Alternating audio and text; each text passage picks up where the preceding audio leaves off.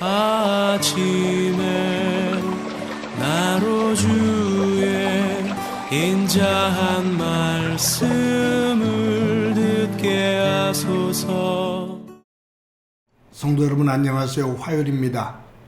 하나님의 은총이 여러분들의 삶의 자리에 가득하기를 간절히 소망합니다.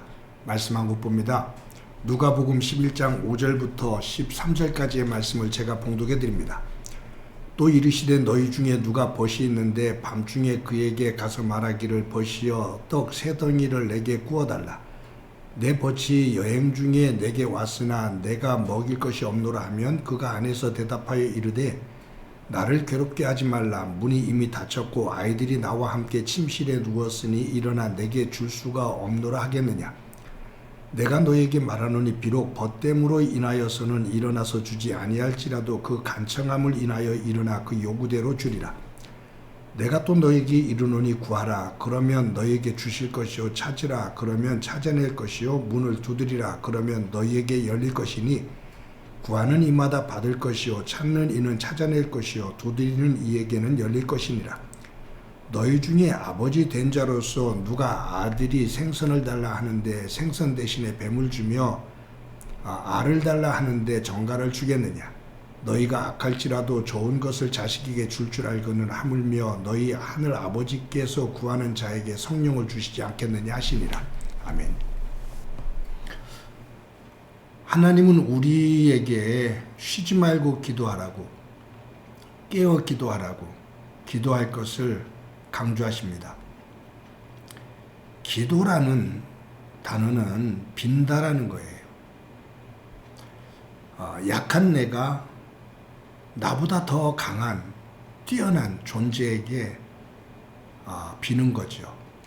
도와달라고 간청하는 겁니다. 사실은 우리 조상들은 하나님을 알기 전, 예수님을 알기 전에도 기도가 몸에 배있는 사람들이었습니다. 아니고 어찌 보면 우리 조상들만이 아니라 모든 인류가 비는 것, 기도하는 것에 굉장히 익숙해져 있죠. 왜냐하면 살아가면서 자연 속에서 일어나는 놀라운 일들이 있잖아요. 재앙들이 있잖아요. 천둥과 번개가 치죠. 화산이 폭발하죠. 지진이 있죠. 태풍이 불죠. 홍수가 나고 가뭄이 듭니다. 바다에는 풍랑이 일고 쓰나미가 입니다. 자연의 어떤 이치를 알지 못했을 때 그런 현상들, 그런 것들을 보면 얼마나 무서웠겠어요. 지금도 무서운데. 그래서 그들은, 우리 조상들은 이 자연을 신으로 여기면서 산에, 하늘에, 바다에, 큰 나무에, 짐승에 절을 하면서 빌었습니다. 나보다 더 큰 힘이 가지고 있다라고 생각되는 그 존재 앞에 나를 도와주십시오라고 빌었어요. 그것이 기도죠. 저희 어머니도 예수님을 믿기 이전에 제가 어렸을 때 보면 흰 옷으로 갈아입고 새벽에 몸을 씻고 장독에 정한 술을 떠놓고 그렇게 무언가를 빌었어요. 정말 두 손이 닳도록 싹싹 빌었어요. 허리를 굽혀가면서 기도죠. 근데 이 기도는 내가 어떤 대상에게 기도하느냐에 따라서 달라집니다. 예수님께서 제자들과 함께 있을 때 제자들이 예수님에게 우리에게 기도를 가르쳐 주십시오라고 그래요. 이 당시에 어떤 흐름을 좀 우리가 알아야 되는데, 예수님 당시에 어떤 공동체들이 참 많았죠. 사두개인, 바리새파, 에세네파, 헬로 땅, 이 바리새파 중에도 여러 스승을 중심으로, 랍비를 중심으로 하나의 파를 이루고 있어요. 그래서 그 공동체 속에서 스승이 기도를 가르쳐 주는데 그 스승이 가장 중요하다고 여기는 것을 중심으로 기도를 가르쳐 주고 그러한 기도의 내용을 배워서 함께 기도를 합니다. 그러니까 그 기도 내용 속에는 그 공동체의 정체성이 담겨 있는 거예요. 세례 요한도 자신을 따르는 이들에게 기도를 가르쳐 줬어요. 그러니까 오늘 본문에 보면 세례 요한도 제자들에게 기도를 가르쳐 줬는데 예수님, 주님 우리에게 기도를 가르쳐 주십시오 라고 제자들이 요청한 거죠. 예수님을 중심으로 한 공동체의 정체성을 더 확고히 가지고 싶었던 거예요.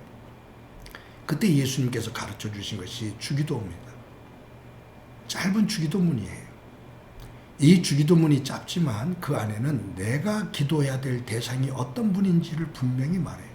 하늘에 계신 아버지, 거룩하신 아버지, 내가 기도하는 대상이 누구인지 그것을 분명히 말합니다.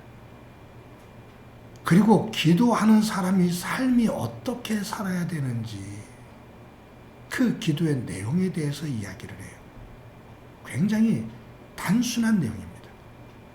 그리고 오늘 본문 5절 이하 13절까지 읽어드린 내용은 그 기도하는 사람의 마음의 자세, 기도하는 마음과 기도하는 자세, 내가 기도하고 있는 그 대상 앞에 내가 어떤 마음과 어떤 자세로 기도하고 있는지 그것에 대해서 말씀하고 계십니다.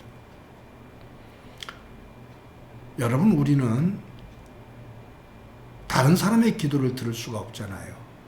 근데 그 기도의 내용을 안다면 그 사람이 가지고 있는 정신의 세계와 삶의 세계를 어느 정도 알 수가 있습니다.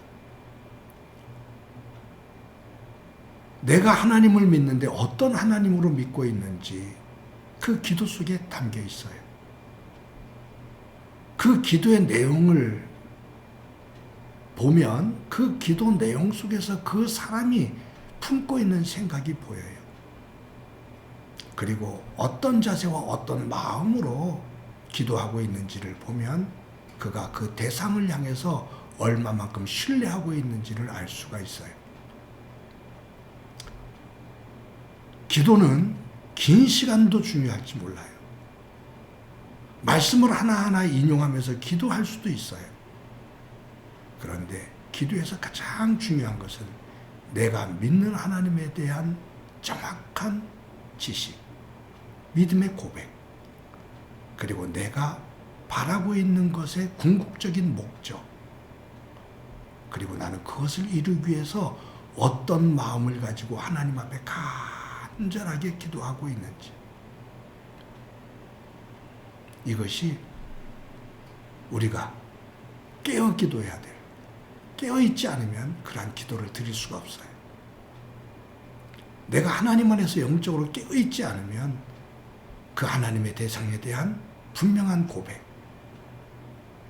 내가 기도드리고 있는 내용, 그리고 내가 그것을 이루기 위한 간절함, 이런 것들이 제대로 하나님 앞에 서 있을 수가 없다, 그 말이에요.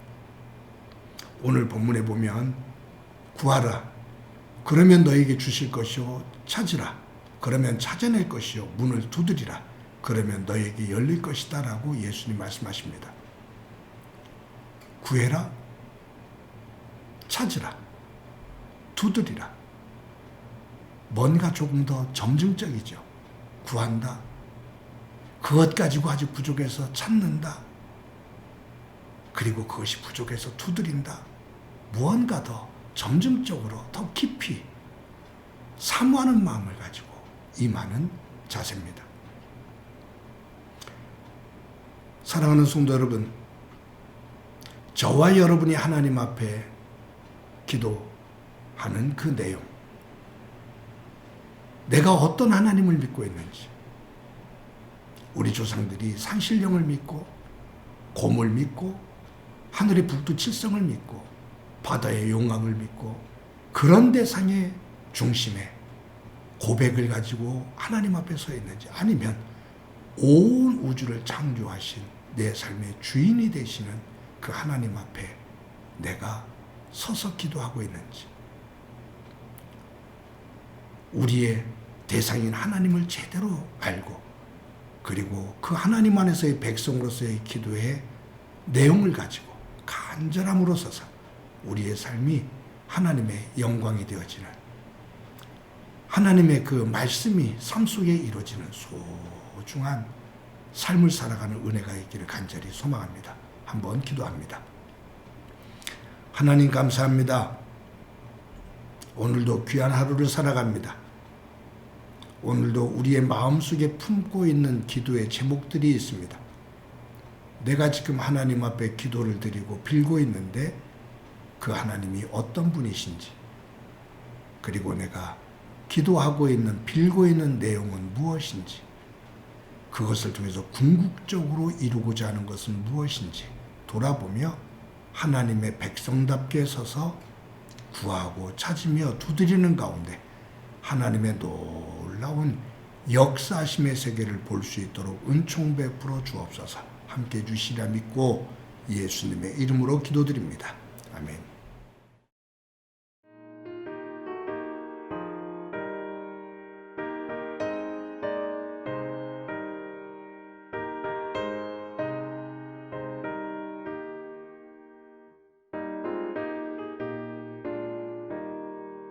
기도하는 이 시간 주께 무릎 꿇고 우리 구세주 앞에 다 나아가네. 믿음으로 나가면 주가 보살피사 크신 은혜를 주네. 거기 기쁨 있네. 기도 시간